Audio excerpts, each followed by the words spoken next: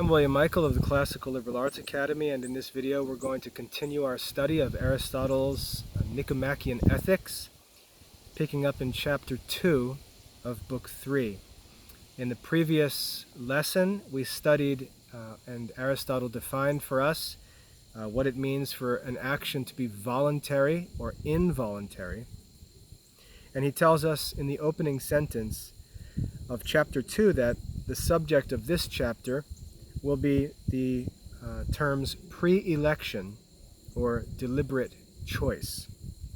So let's study chapter 2 and learn about deliberate choice, which is a topic that Aristotle refers to very often in his writings, especially in classical reasoning. We see deliberate choice referred to, and I actually say in those lessons that we take this topic up in the study of Aristotle's Ethics, and this is where we do that, in chapter 2 of book 3.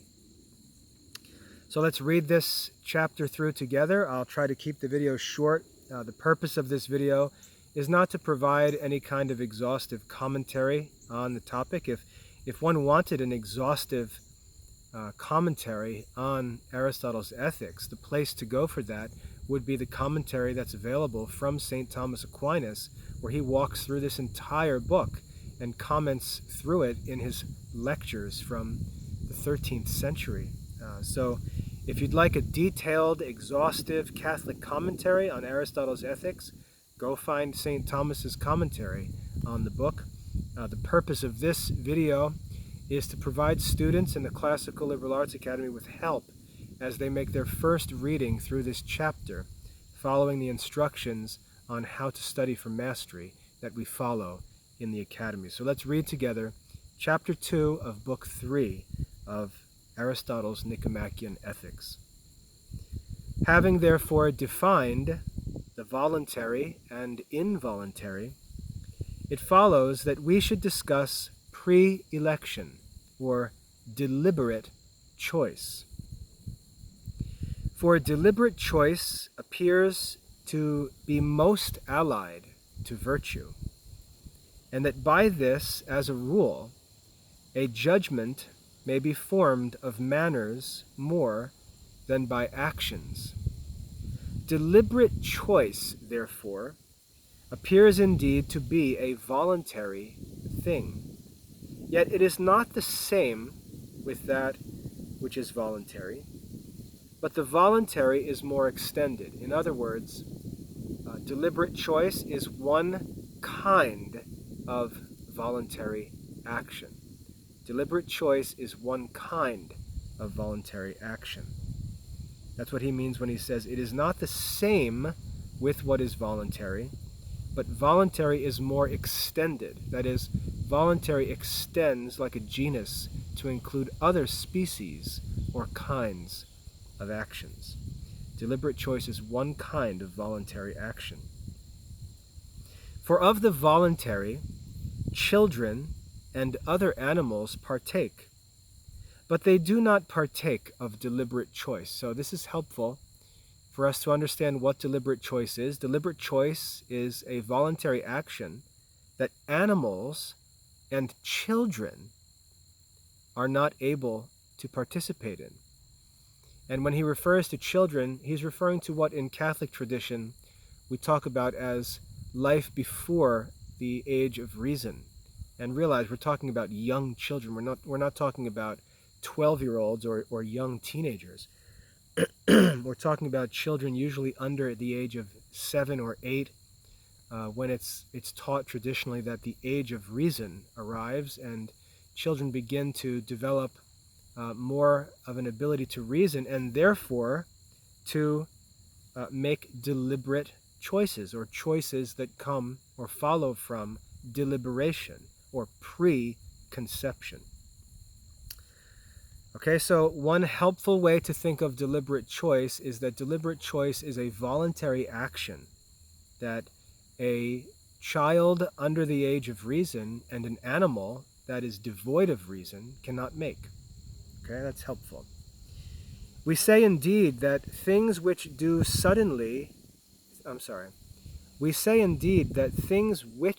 do suddenly are done voluntarily, but not according to deliberate choice. So if I turn around in a room and see a spider on the floor and instantly stomp on it, that's a voluntary action. It's one that the principle of the action came from within me, and I chose to stomp on that spider. But that action was not made with deliberate choice. I didn't stop, think about what I should do first, think about all the different options, and then choose by reason which action would be best. I acted suddenly. I acted impulsively, but voluntarily. That's not deliberate choice. Those who call it desire or anger or will or a certain opinion do not appear to speak rightly. For deliberate choice is not common to us and irrational animals, but desire and anger are. So animals, irrational animals, have desire and anger, and they can act under the impulse of desire and anger, but they do not have reason, and therefore they do not have and cannot act according to deliberate choice. The incontinent man, indeed, acts from the influence of desire, but not from deliberate choice. On the contrary, the continent man acts from deliberate choice, and not from the impulse of desire. So what it means to be continent is to act according to deliberate choice, whereas an incontinent man acts according to his desire, but not with deliberate choice. A desire, indeed, is contrary to deliberate choice, but desire is not contrary to desire. Desire, likewise, is conversant both with that which is delectable and that which is painful. But deliberate choice is neither conversant with the painful nor the delectable. Much less is deliberate choice anger. For in the smallest degree do things which are effected through anger appear to be effected by deliberate choice. Nor yet is it will, though will appears to be near to it. So we have to be careful here, because we often say that someone does something willfully, but the will, to act according to the will, is not the same thing as to act according to deliberate choice. Aristotle tells us that that can be confusing because will is near to deliberate choice, but they're not the same thing. For deliberate choice indeed is not among the number of things impossible. And if anyone should say that he deliberately chooses impossibilities, he would appear to be stupid. The will, however, is directed to things which are impossible, as for instance to immortality. If I were to ask someone, do you wish or will to live forever? And this is, again, not talking within a Christian context, but a pre-Christian context. Everyone would say that they do will to be immortal, and yet that for man is impossible. Therefore, deliberate choice, which is not concerned with things that are impossible, that's the whole point of deliberation, to consider whether things are possible, or to consider options that are possible. Not the same thing as will. And the will indeed is also conversant with things which can by no means be accomplished by him who wills, as that a certain player or person engaged in athletic contests may be victorious. No one, however, deliberately chooses things of this kind, but such only as he thinks can be effected through himself. Farther still, the will, indeed, is more directed to the end, but deliberate choice to things pertaining to the end. So the will is a desire for a certain end, whereas deliberate choice has more to do with the steps that need to be taken, the actions that need to be taken in order to bring about a desired end. Thus, we wish to be well, but we deliberately choose those things through which we become well. And we wish indeed to be happy as an end. And we say that this is our wish or will. But it is not fit to say that we deliberately choose to be happy. For in short, deliberate choice appears to be conversant with things that are in our power. Neither, therefore, will deliberate choice be opinion. For opinion, indeed, appears to be conversant with all things, and no less with things eternal and impossible than with things in our own power. Opinion, likewise, is divided into the false and the true, and not into good and evil. But deliberate choice is rather divided into the latter than into the former. In short, therefore, perhaps no one will say that deliberate choice is either the same with opinion in general, or with some particular opinion. For by deliberately choosing good or evil, we become affected with a certain quality. But this does not happen to us through forming an opinion. And we deliberately choose, indeed, to obtain or to avoid, or to do something of the like kind.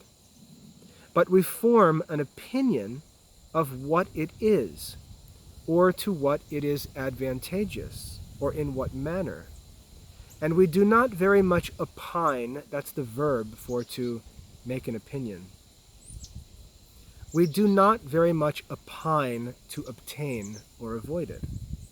Deliberate choice, indeed, is praised, because it pertains to that of which it is necessary to partake more abundantly, or with rectitude, rightness.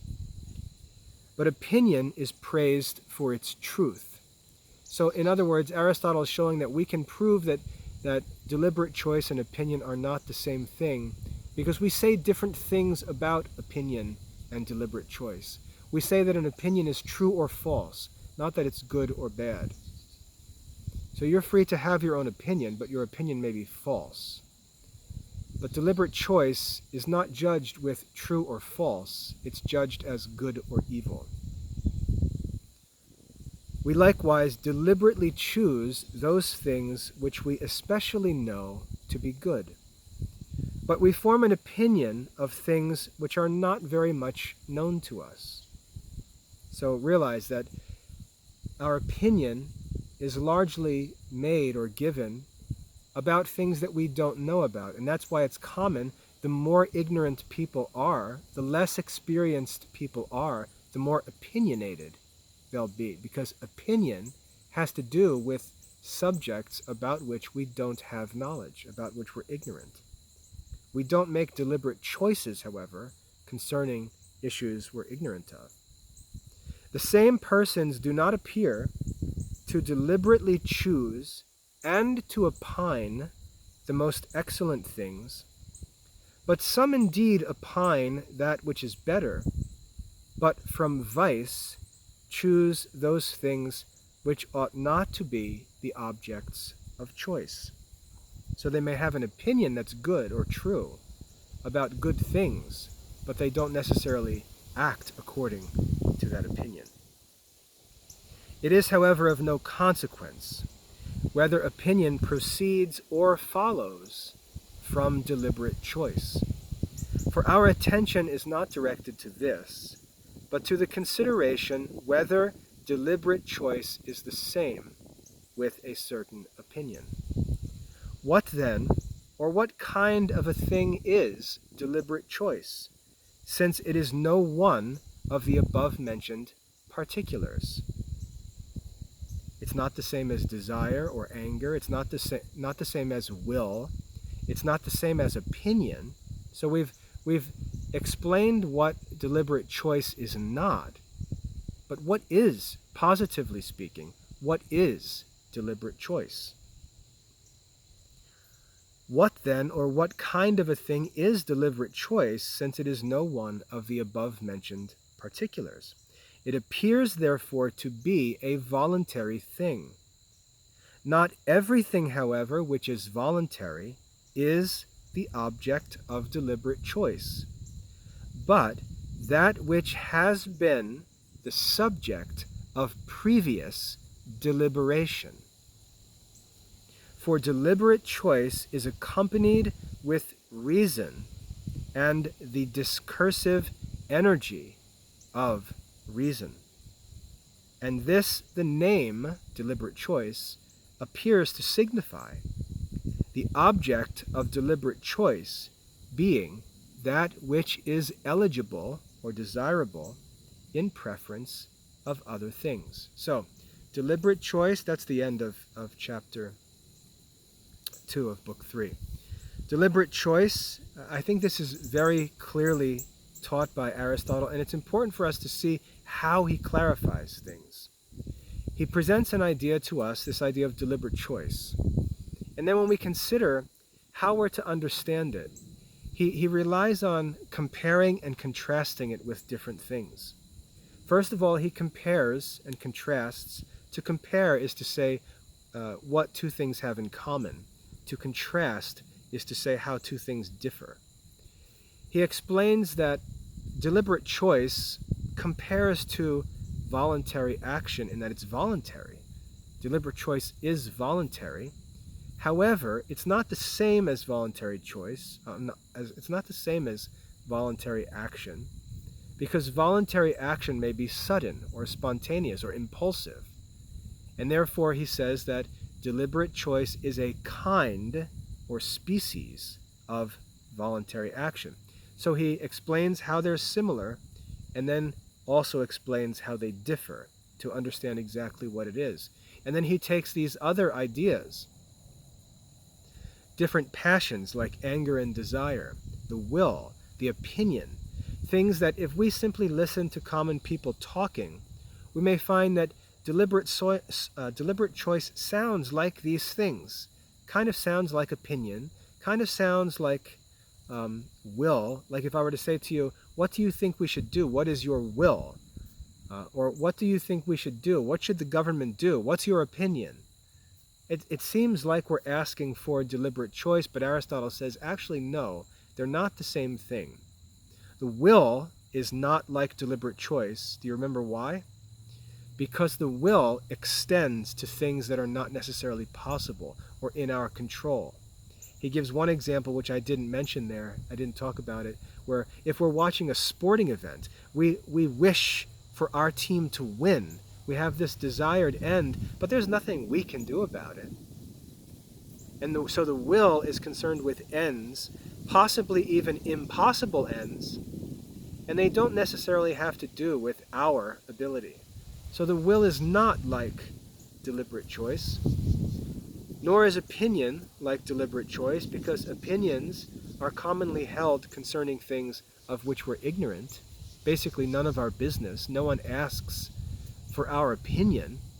What they're asking, if someone seeks advice, if someone comes to me asking for what I think they should do in a certain circumstance, they're coming to me because they believe that I have knowledge or experience in the decision that they need to make, and they're basically asking for my deliberate choice, what I would do, and that's part of their own process of deliberating and preparing and forming their own deliberate choice.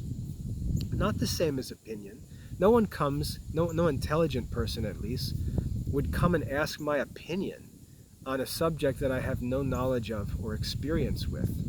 I know people do that, but it's not intelligent to do that. That's why when we seek out counsel, we're seeking out counsel for help making choices. And the idea is that we're seeking people with knowledge and experience in the choice that needs to be made as part of our deliberation process. And that's why the Proverbs always tell us that decisions that we make without counsel are foolish, especially if we have no experience. The fool is described as a man who does what's right in his own eyes. So he faces a problem for the first time, and instead of thinking that other people have faced this problem, other people have experience with this, I should go and ask for counsel and get some advice here, he just does what he wants, and that's the character of a fool. He does what's right in his own eyes.